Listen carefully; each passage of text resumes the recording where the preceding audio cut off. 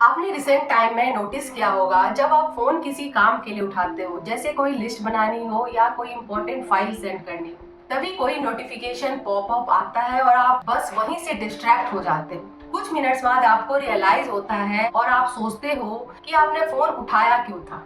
या फिर एक सिचुएशन इमेजिन कीजिए, आपको छत से सूखे कपड़े लाने हैं जो कि सेकेंड फ्लोर पर है, पर जब आप फर्स्ट फ्लोर तक पहुंचते हैं तब आपका दिमाग ब्लैंक हो जाता है। आप अचानक से भूल जाते हैं कि आप जा कहाँ रहे थे और किस काम के लिए। अगर ये एक्सपीरियंस आपको फेमिलियर लग रहा है तो आप अकेले नहीं हैं और ना ही आपकी मेमोरी वीक है। यह एक न्यूरोलॉजिकल फिनोमिना है जो रिसेंट ईयर्स में काफी ज्यादा बढ़ गया है। इस फिनोमिना को इनफॉर्मली एक नाम दिया गया है ब्रेन रॉट।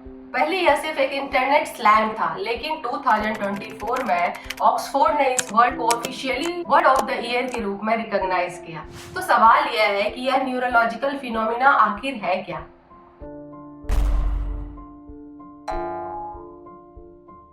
हाय, मैं हूँ काउंसलिंग साइकोलॉजिस्ट आराधना मिश्रा और आज हम ब्रेन रॉट और फोन से होने वाले मेंटल हेल्थ इश्यूज के बारे में बात करेंगे। सिंपल शब्दों में ब्रेन रॉट उस सिचुएशन को कहा जाता है जब हम यानी कि हमारा दिमाग लगातार लो क्वालिटी, फास्ट पेस्ड और हाईली स्टिमुलेटिंग कंटेंट कंज्यूम करता रहता है और धीरे धीरे वो अपनी अटेंटिवनेस खोता चला जाता है और बहुत ज्यादा और इजीली डिस्ट्रैक्टिबल हो जाता है। तो इसकी शुरुआत होती कहाँ से है? आपने ये नोटिस किया होगा कि जब भी कोई बच्चा बहुत ज्यादा टेंट्रम थ्रो करता है, परेशान करता है, मेट्रो में, प्लेन में रोने लगता है या खाना नहीं खाता, तो उसके पेरेंट्स उसे तुरंत फोन देकर शांत करवा देते हैं और फिर वो बच्चा शांत होकर फोन में लग जाता है और वो पेरेंट्स उसे आराम से खाना भी खिला देते हैं और वो बच्चा कोई नखरे किए बिना खा भी लेता है क्योंकि वो तो फोन में बिजी है, उसे टेस्ट से मतलब ही नहीं है। ऐसा पहले जमाने में भी हुआ करता था। स्मार्टफोन से पहले पेरेंट्स बच्चों को टीवी चलाकर तकिए के सहारे बैठा देते थे और वो बच्चा डिस्ट्रैक्ट होकर चुप हो जाता था। पर अब फर्क आया है, कंटेंट का ओवर सैचुरेशन और हाईली स्टिमुलेटिंग होना, जैसे loud music, highly saturated and colourful quick transitions, split screens जो कि अटेंशन ग्रैब करके रखना चाहते हैं। It is designed to keep you hooked. तो अब सिंपल कार्टून्स या फिल्म्स आपको या बच्चों को स्लो और बोरिंग लगने लगता है क्योंकि आपके ब्रेन को आदत हो गई है स्क्रीन पर हजार टेक्स्ट और ट्रांजिशंस देखने की। जब आपके ब्रेन को फास्ट हाई स्टिमुलेशन कंटेंट की आदत पड़ जाती है तो नॉर्मल पेस वाली चीजें जैसे studies, exercise, even movies and TV shows भी बोरिंग लगने लगते हैं। तभी आपने देखा होगा लोगों का थिएटर में भी फोन ऑन हो जाता है अगर कोई स्लो पेस सीन आता है। अब जॉगिंग एक्सरसाइज भी बिना म्यूजिक के नहीं हो पाता। इवन सोते टाइम भी म्यूजिक जरूरी हो जाता है क्योंकि रात की क्वाइटनेस और पीस बोरिंग लगने लगती है। इसे कहते हैं हेडोनिक एडेप्टेशन और डोपामिन डिसेंसिटाइजेशन, जहां आपका ब्रेन अब स्लो चीजों से एंगेज ही नहीं कर पाता क्योंकि उसको फास्ट पेस की आदत पड़ चुकी होती है। जहाँ कुछ स्लो दिखा वो एस्केप ढूंढने लगता है, leading to disorder like attention deficit hyper activity disorder. पर अब इस शॉर्ट फॉर्म कंटेंट के जमाने में रील, शॉर्ट्स, टिकटॉक, जहाँ ज्यादातर कंटेंट शॉर्ट अटेंशन स्पैन के लोगों के लिए होता है, 2 सेकंड भी बोरिंग लगा तो skip skip next next and ends up in endless doom scrolling. जब हम लगातार रील्स और शॉर्ट्स स्क्रॉलिंग और कंटेंट नोटिफिकेशन के बीच रहते हैं तो हमारा अटेंशन स्पैन छोटा होने लगता है। सिंपल काम पर फोकस करना मुश्किल हो जाता है और दिमाग हर समय किसी नए स्टिमुलेशन की तलाश करता रहता है। यही स्टेट जहाँ दिमाग ओवरलोड, डिस्ट्रैक्शन और चीप डोपामिन कंटेंट के कारण मेंटली डल और स्कैटर्ड महसूस करने लगता है। इसे इनफॉर्मली ब्रेन रॉट कहा जाता है।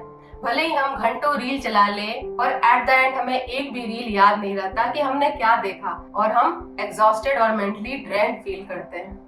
इस एंडलेस डूम स्क्रॉलिंग जनरेशन में डिप्रेशन, एंजाइटी काफी कॉमन हो गया है। पुराने जमाने में लोग अपने घर में रहते थे, अपने आसपास मोहल्ले के लोगों को जानते थे, वही उनके रेफरेंस पॉइंट होते थे वर्ल्ड के नॉलेज के लिए। पर अब स्मार्टफोन्स और सोशल मीडिया के जमाने में बच्चों और एडल्ट्स दोनों का रेफरेंस पॉइंट एक्सपोनेंशियली बढ़ गया है। अब लड़कियां खुद को मोहल्ले की लड़कियों की सुंदरता से कंपेयर या जेलस फील नहीं कर रही, बल्कि इंटरनेट और सोशल मीडिया के थ्रू दुनिया की हजारों एक्ट्रेसेस और सुपर मॉडल से कम्पीट कर रही है, resulting in insecurity and body image issues.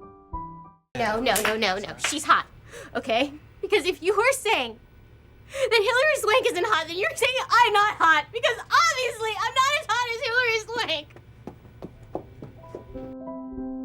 Body dysmorphic disorder या बॉडी डिस्मॉर्फिया एक मेंटल हेल्थ कंडीशन है जहां इंसान अपनी अपीयरेंस के छोटे या इमेजिनरी फ्लॉज को लेकर बहुत ज्यादा सोचता रहता है।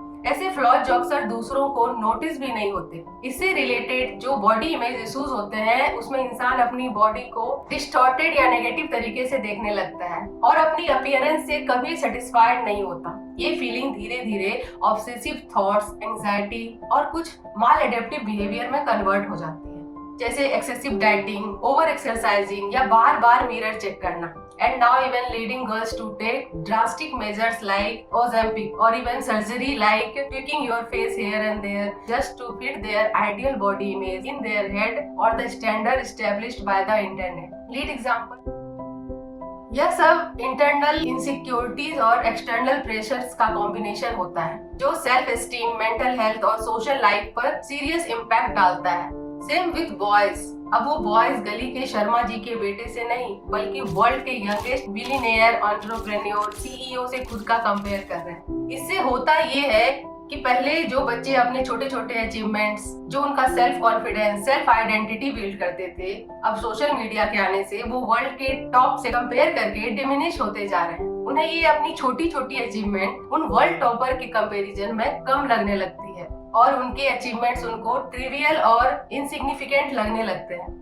वो बच्चे कोशिश भी करते हैं यंग बिलियनियर, सीईओ, एंटरप्रेन्योर बनने की और फेल भी हो जाते हैं और फिर उन्हें अपनी सेल्फ वर्थ लो लगने लग जाती है और उन्हें लगने लगता है कि वो फेलियर है, वर्थलेस है, क्योंकि वे 20 साल में बिलियनियर नहीं बन पाए, सिर्फ कॉलेज में ही पढ़ते रह गए, कोई साइड हसल, बिजनेस या कोई यूट्यूब चैनल स्टार्ट नहीं किया।